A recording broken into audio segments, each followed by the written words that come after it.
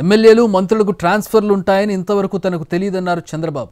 ఇక్కడ చెల్లని కాసు అక్కడ చెల్లుతుందా అని ఎద్దేవా చేశారు.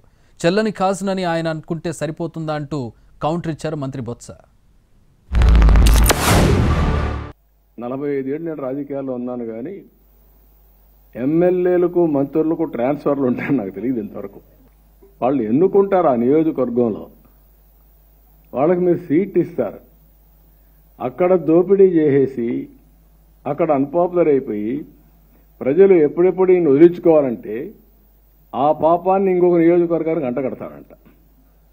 ఇక్కడ చెల్లని కాసు అక్కడ చెల్లుతుంది. ఎవరన్నారు తెల్లని కాయని?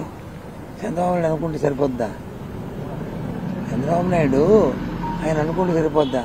ఆయన గత సంవత్సరం 175 మందికి సీట్లు ఇచ్చాడు. కొందరు ఓడిపోయారు, కొందరు గెలిచారు. మరి ఇప్పుడు ఎవరిని పెడతాడు? అక్కడ దేనికి పెడతారు చెప్పండి?